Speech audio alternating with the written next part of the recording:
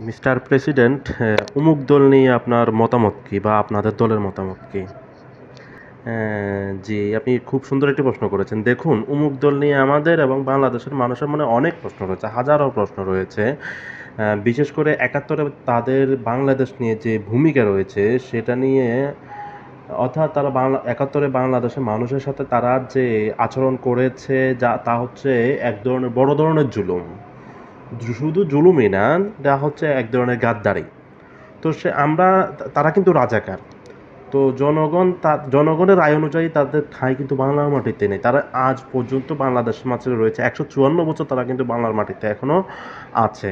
তো সুতরাং জনগণের রায় যেটা, সেটা আমরা জনগণের বাইরে না। আমরাও চাই তারা বাংলার মাটিতে না থাকুক। তারা দেখুন, তারা এই পর্যন্ত প্রকাশ্যে কোনো ক্ষমা প্রার্থনা করেনি। ক্ষমা চাওয়ার পরে আমরা কিংবা সাধারণ জনগণ, বাংলার মানুষ যারা আছে মুক্তিযুদ্ধের চেতনার পক্ষে, তারা বিবেচনা করতেন তারা আসলে বাংলা মাটিতে থাকতে পারে কি না। কিন্তু তারা এই পর্যন্ত প্রকাশ্যে কোনো ক্ষমা পর্যন্ত চায় নাই। তো সুতরাং তারা বাংলা মাটিতে কিন্তু থাকতে পারে না। আপনি যাই মনে করেন না কেন, তাদের ঠাঁই বাংলাদেশের মাটিতে নাই।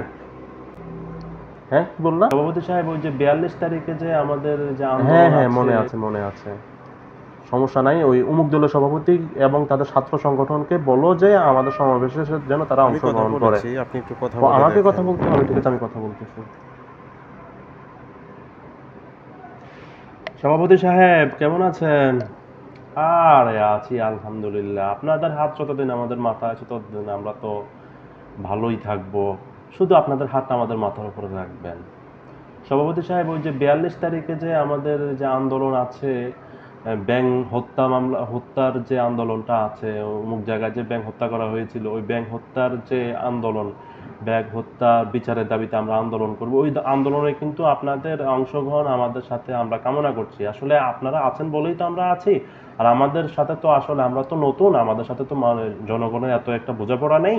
তো আপনারা যদি থাকেন আর কি, তাহলে আমাদের সমাবেশটা এবং আন্দোলনটা জাঁকজমকপূর্ণ হবে। আসলে জনগণ তো প্রায় আপনাদের সাথেই, আপনাদের সাথে জনগণের উঠা বসা, জনগণ আপনাদেরকেই বেশি মানে। তো আপনারা যদি থাকেন তাহলে আমাদের সমাবেশ এবং আন্দোলনটা সফল হবে। আর ব্যাংক হত্যা মামলার আসামিদেরকে আমরা অবশ্যই ফাঁসির